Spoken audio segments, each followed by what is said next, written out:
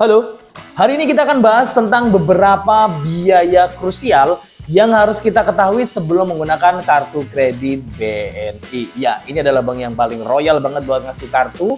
So, kita harus tahu biaya apa saja sih sebenarnya yang harus kita ketahui sebelum menggunakan kartu kredit BNI. Biar nggak kaget minimal, biar nggak gagal paham. Oke ya, yuk tonton videonya sampai selesai dan intro.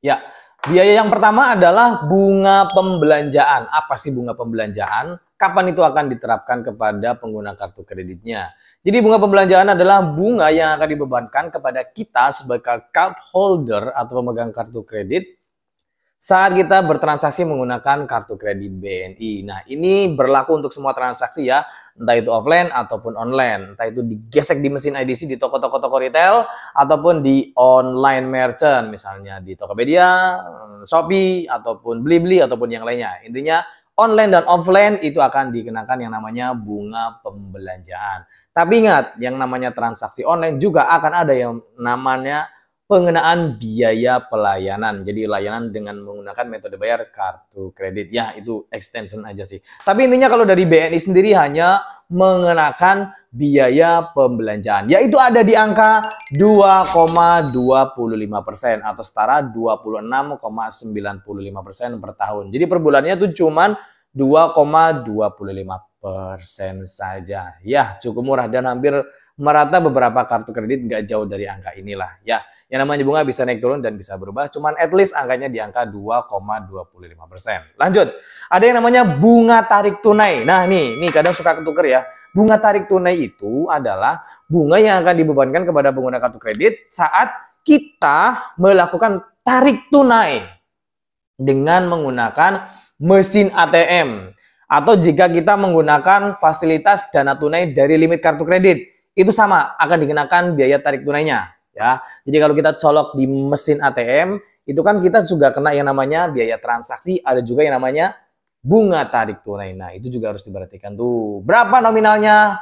Nggak jauh beda, ada di angka 2,25% per bulan atau setara 26,95% per tahun. Lanjut, annual fee atau iuran tahunan. Nah, kalau soal annual fee atau iuran tahunan itu variatif ya, tergantung jenis kartunya. Tergantung juga promonya. Biasanya BNI itu suka kasih promo di 1 tahun pertama, di 2 tahun pertama, pokoknya berbeda-beda ya. Itu tergantung promo saat kita apply kartu kredit. Yang namanya annual fee itu bisa dihapus. Caranya gimana? Gampang. Bisa dengan berbagai trik lah ya. Banyak ada di beberapa video sudah kita jelaskan. Intinya kita push itu si CS-nya, kita push si card center-nya, yang penting data kita performanya bagus. Oke ya. Lanjut lagi, ada yang namanya biaya administrasi. Lanjut lagi, ada yang namanya biaya administrasi penarikan tunai. Nah, biaya administrasi itu biaya saat kita tarik tunai di mesin ATM. Nah, jadi kalau tarik tunai di mesin ATM, itu ada biaya administrasinya, ada juga bunga tarik tunainya. Nah, kalau untuk biaya administrasinya berapa? Itu di angka 6% dari nominal penarikan tunai. Atau minimal 100.000 sampai 150.000. 100 sampai 150.000-nya ini tergantung jenis kartunya. Kalau 6%-nya ini diambil dari nominal transaksinya. Jadi sebenarnya yang dipakai yang mana sih? Ini kalau bunga tarik tunai suka ambigu, suka membingungkan, suka bikin confuse ya. Jadi 6% atau minimal 150.000. Kita ambil angka paling tingginya aja ya. 6% atau minimal 150.000. Jadi itu akan diterapkan saat mana yang marginnya paling besar buat bank ya. Kalau 6%-nya lebih besar dari 150.000, maka yang dikenakan 6%-nya. Tapi kalau 150.000-nya lebih besar dari 6%, 150.000-nya yang akan dibebankan kepada kita. Oke ya, lanjut. Biaya keterlambatan pembayaran, late payment ya. Late payment itu ada di angka 3% dari total tagihan masa sebelumnya dan maksimal ada di angka 150.000. Nah, itu late payment-nya ya. Jadi hati-hati. Kalau pembayaran lewat dari tanggal jatuh tempo, kita akan kena yang namanya late payment. Reminder ya, jatuh tempo itu adalah hari atau tanggal pembayaran terakhir ya. Jadi bukan kita masih punya waktu yang lebih nyaman, lebih dari itu. Enggak. Nanti kita akan kena late payment. Sip, di angka 3% itu atau 150.000. Lanjut ya. Ada lagi yang namanya biaya fasilitas dana tunai. Nah, ini dana tunai biasanya diambil dari kartu kredit, itu marginnya tergantung dari sisa limit yang tersedia ya. Intinya kayak gitu. Dan Untuk persentasenya ada di angka 4% atau minimal 150.000. Gitu. Jadi untuk pengambilan dana tunai, ini tergantung promo yang berjalan juga sih ya. Cuman at least angkanya ada di sekitaran angka itulah. Nah, lanjut lagi ada yang namanya biaya penggantian kartu. Nah, untuk biaya penggantian kartu, itu kita dikenakan 50.000. Hampir sama sih, beberapa bank atau card center juga menerapkan nominal 50.000 untuk penggantian kartu ini. Tapi kita bisa gratis sebenarnya buat dapat ganti kartu baru. Caranya gampang, sedikit tricky lah pokoknya ya. Contoh trikinya kayak gini.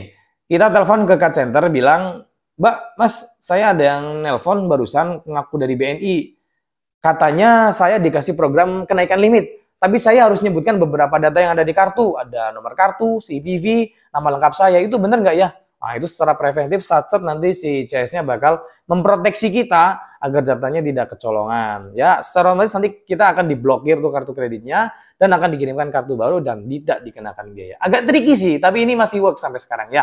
Lanjut, ada yang namanya biaya permintaan fotokopi sel draft. Ini tapi jarang banget diminta ya, tapi kalau kita meminta itu kita dikenakan Rp30.000. Oke, kita mundur sedikit ke belakang. Yang namanya biaya dana tunai atau biaya tarik tunai itu ada sedikit perbedaan. Kalau tarik tunai berarti di mesin ATM, kalau dana tunai berarti kita minjem duit by phone atau by app di kartu kredit kita itu ya. Sip, jadi seperti itu. Lanjut. Ada lagi yang namanya biaya cetak ulang tagihan. Nah, ini jarang-jarang sih karena sekarang semuanya by email ya, tapi kalau masih ada yang masih manual, masih ada yang pingin by post itu ya kita dikenakan biaya di angka sekitar 30.000 untuk pengiriman melalui pos. Gitu ya. Kalau by email atau fax itu sekitar 5.000. Jadi minta dikirim ulang nih, misalnya kehapus. Nah, itu kita kena biaya. Kalau online-nya di 5.000, offline-nya di 30.000. Oke, lanjut. Terus yang lainnya adalah biaya cetak tagihan.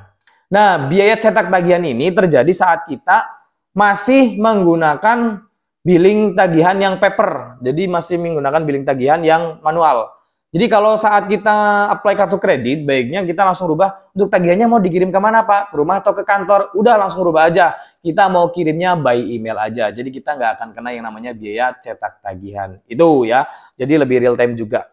Sip, jadi seperti itu beberapa biaya krusial yang harus kita ketahui. Selebihnya masalah biaya notifikasi SMS dan yang lain-lain itu nggak terlalu besar banget. Jadi nggak terlalu bikin kaget. Sebenarnya yang paling bikin kadang shock itu biaya tarik tunai di mesin ATM sama biaya dana tunai kalau ngambil duit by phone atau by app dari limit kartu kredit kita. Karena itu rentan dengan promo, tetapi meskipun rentan dengan promo, mereka memiliki standar ganda. Jadi kadang diambil prosentasenya, kadang diambil angka nominal 100 sampai 150 ribunya itu. Jadi kalau narik duit dari mesin ATM atau by app atau by call itu ya, by loan on phone itu, jangan tanggung-tanggung. Satu kali transaksi untuk nominal yang tertingginya dari fasilitas tersebut itu sekalian. Ya, cuman kalau dipikir-pikir ya masih mending gaston lah. Ups. Oke, jadi seperti itu ya beberapa biaya yang harus kita ketahui sebelum kita menggunakan fasilitas kartu kredit di BNI. Sip, thanks for watching. Pergunakan limit dengan bijak. See you on the next video. Bye.